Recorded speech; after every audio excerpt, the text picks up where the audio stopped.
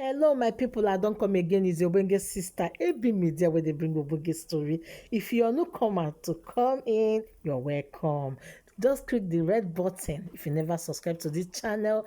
My old subscriber, welcome to AB Media. Thank you for coming back. So, my people, I don't carry Ogbonge story. They come again. Now your girl, AB Media where they bring Ogbonge story. They come for you. So, my people, what did they happen? Be saying, oh, where they catch fire now?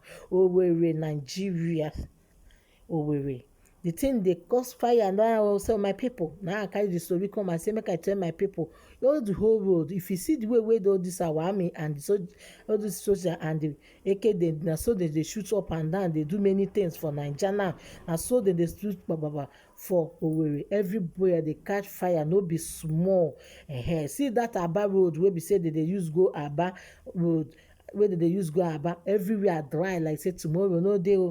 My people, things dey happen this time around. Do abeg my people, this man wey dey see so now, I no wan show the voice, but the man dey go, they find somebody since yesterday now. They find somebody, they never see the person till now. The number is not going, nothing is going. They are trying to get the person, no way. They say okay, they will take them to a police station and check. They will report for police station, so they never see their brother. People they lost now for Owerri, for many places right now. I beg my people, make you know where they waka in the night. So people they lost now this time around. People they lost, a lot of people is lost too. So this man now, they can't, they find, they go report, they won't go report, say then they find somebody since they never see the person. I beg my people, make we know where they waka they go. Our people where they Africa, more than they know where na the waka they go. My people wey dey Africa, abeg make you know where the waka dey go. All this our waka wey dey waka in the night. I tell guys, he go say make you comot, say you wan go see friends, you wan go do like this, you wan go do like that. My people, abeg make we take am easy. Know where una dey go. Make we know the waka night to waka. Abeg make we take am easy, because things wey dey happen now, abeg, the things wey dey happen now, the way they dey carry people go dey find, many people now dey find their brother. They no dey see their family, they no dey see their brother, they no know where they go, they no know wetin happen. Then they report say they are looking for their brother, they are not seeing anybody. So my people, abeg, I take God beg everybody that is watching this video, abeg, you should tell your brother to dey inside. They should come back early. They should not be standing outside and say let me just take fresh air, let me do like this. Abeg, the place where you know before is not the way you know. Abeg, everybody have to be very careful, because all this evil mind now, I don't know what is happening right now, but this thing is taken out of hand. It's very serious. Nigeria and Owerri, everybody have to be very careful. Anambra, Enugu, Ebonyi State, everybody have to be very careful. Be very, very careful, my people. So I don't carry Ogbonge story come again. The one where we say they hot right now, the things where they happen right now, now they carry come for you, my people. Again, the things where they happen. One pastor, where they calling in head or where they yellow, you go see them for my thumbnail. The pastor no be smart, na so the sister wey to the artist say na him wife. Na so the woman come dey talk say the man dey do the other one with the other women, they do many things for other women, they do many things for other women. So say and the man open him mouth, tell am say as far as say woman wey dey bend down dey do the other one, say no go fit do am anything, say him go finish the person, he go finish the woman. So the woman come dey talk say make una see as person wey call himself a man of God, wetin dey talk. So my people, make una dey careful where una dey enter, especially women. Anywhere where they say oh my God, na so they go, they want they go. Take am easy, my people. They go church where una they go. The things where then they pray, you don't know. Pray yourself out. Pray yourself out. Pray yourself out. You don't need to wait for anybody until you pray.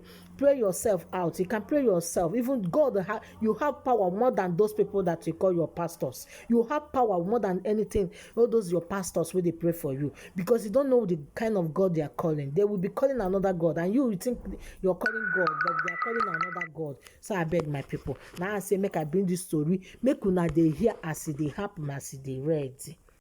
I say make I tell una as e dey happen, as e dey red o, no be small thing.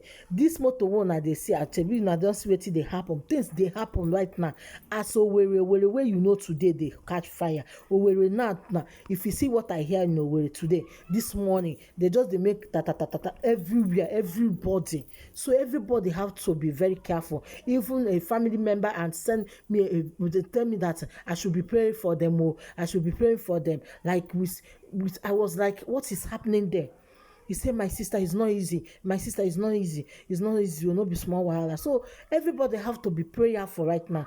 The thing is very, very serious. I'm just telling everybody to be praying. All of us that is still outside country, pray for our families home.